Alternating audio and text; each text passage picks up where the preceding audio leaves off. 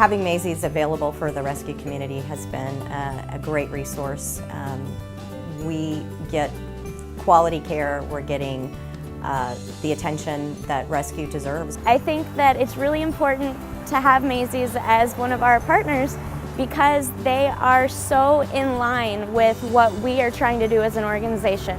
I feel like if you're in rescue, you should support Mazie's mission, because, especially financially, because they have the same goals as we have, and together we're better. We've been able to pull more medical dogs because of Mazie's, their rates and their service. We recently pulled a little pit bull that had been hit by a car, and I probably would have hesitated if it hadn't been for this resource, because I knew it was going to be significant. I'll be the first person to say that anytime that we get a really medically needy dog, I immediately tell the fosters, Mazie's mission, that's where you need to go. Dr. Schultz, you're awesome.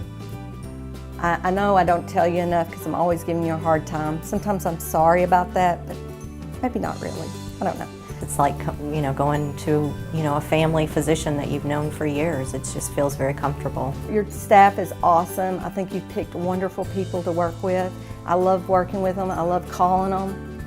I appreciate all you do for my rescue dogs and cats. Thank you. I want to say thank you on behalf of Dallas Pets Alive to Mazie's Mission and everyone that works there and volunteers there.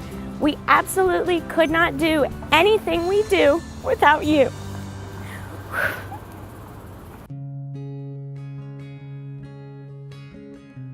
We got a plea from Corsicana Animal Shelter regarding a black pit bull who was pregnant in their shelter. It wasn't very clear as to where she came from or how she ended up there. All we know is she was picked up as a stray, but she was extremely pregnant. They knew she had no chance in a shelter. She was a black dog, she was a pit bull, and she was pregnant. I remember seeing her picture that was sent to me, and she had her head down and her forehead was all wrinkled up. She was so worried. Mazie generally doesn't take pregnant dogs. We usually take dogs that are that have broken legs, that have mange, that are very ill, that are old.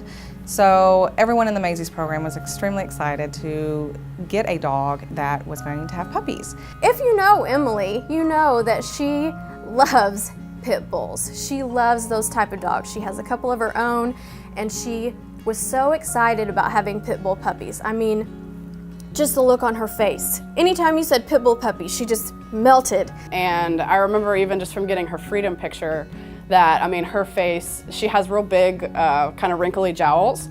And the Freedom picture I was sent was her hanging her head out the window and the wind was catching her cheeks. And she was just, I mean, just the biggest smile. I drove down there and got her.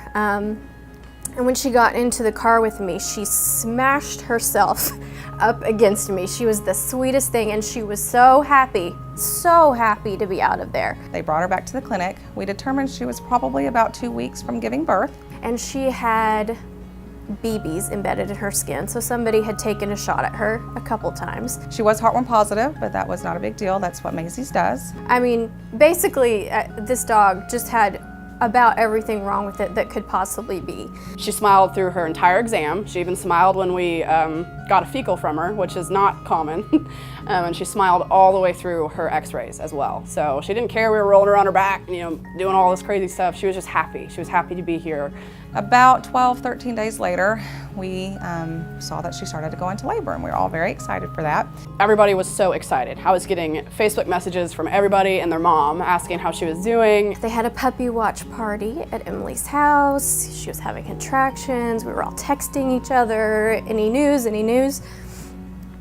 I got up probably every 2 hours or so. And I started to get worried because nothing was happening, and she was just laying there acting really restless.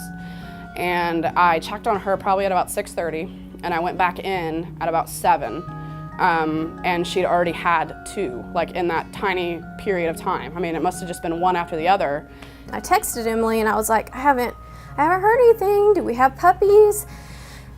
And she was like, well, yes, but they have both been stillborn. That was devastating, both for myself and for Cajun. She was confused. She was very confused. She was just really, really intensely licking them and trying to push them up next to her. She couldn't understand why they weren't nursing.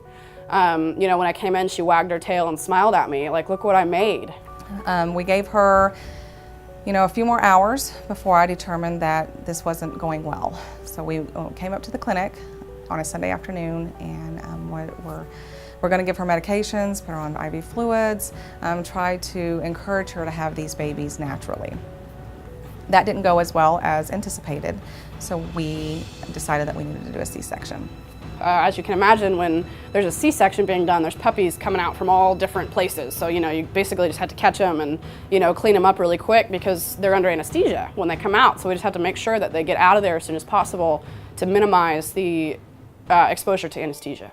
And you have to stand there, and whatever comes out, you've got to check for a heartbeat, you've got to stimulate it, and you've got to make sure it's breathing. You know, do this little exercise to make sure that their lungs are clear.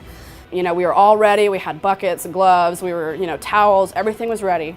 And Cajun, you know, we prepped her as fast as we could and ran her over to the table. She got her open, and she was, you know, snipping through the uterine wall, and she was just kind of shaking her head like, this is so thick. You know, I could just hear her kind of mumbling, like, this is, like, something's not right.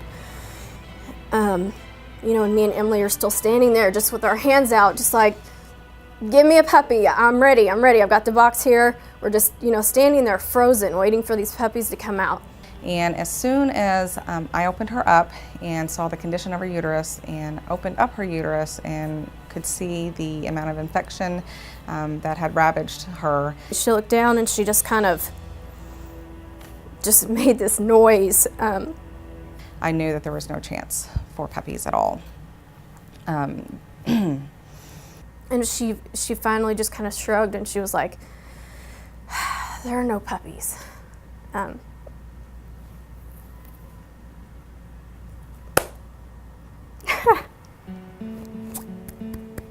We were so devastated.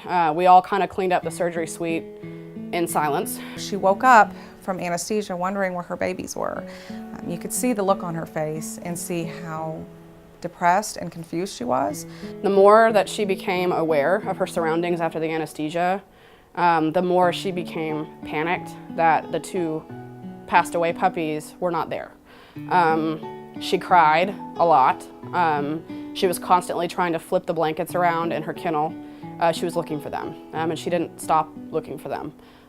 We posted it on social media, Facebook and Twitter, and said, hey, if anybody's got orphan puppies, we've got a nursing mama. You know, we tried to find some type of positive out of the situation. By Wednesday, we had a call from a Good Samaritan. Had a neighbor whose dog had puppies and then, I guess, disappeared.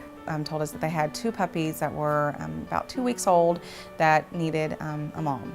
We had puppies. We had two tiny little black puppies. And when she heard those puppies from the other room, her face lit up. It was beautiful. She looked at us like, where have you been keeping my babies for 2 days? That wasn't very nice. When I walked in there, I had all the puppies, you know, in my arms. And when I walked in there, her eyes just got huge. I mean, they were like the size of dinner plates, and her little wrinkly forehead, she was like, what is that? She took those puppies like they were her own immediately, no question. They were her babies. I texted Emily, I was like, puppies! And she was like, oh my gosh, Cajun loves them. She is so happy. Everybody's just thrilled. I mean, we're just thrilled for her. And I just, you know, I just sat there and cried, you know, just watched her with these puppies, and I just couldn't help it. You know, it was amazing. And then the next day, there was a post on the Dallas Animal Services website about 6 puppies that had been tied up in a plastic grocery bag and dumped at Keast Park. There is another rescue group in the area called DFW Rescue Me who had offered to take the puppies, but when we talked to them and told them that we have a nursing mother, they immediately said, absolutely, that is much better for them, and they brought the 6 puppies up here for us. They came in like a cardboard cat box, and when I opened up the box and she looked down inside of it, I mean, she was wanting to pick them up and take them out. So we, you know, as fast as we could, we got them all out. She took those other 6 puppies like they were absolutely her own, and it was beautiful. I mean, just to see all of those puppies sitting there nursing on her and her looking so happy was beautiful. She gathered them all up, and it was, you know, 8 different puppies, 6 of them from one litter and 2 from another. 2 perfect little sets of puppies, and she loved them just like they were her own. She's just incredible. She's an incredible dog with an incredible story and an incredible heart. She really is.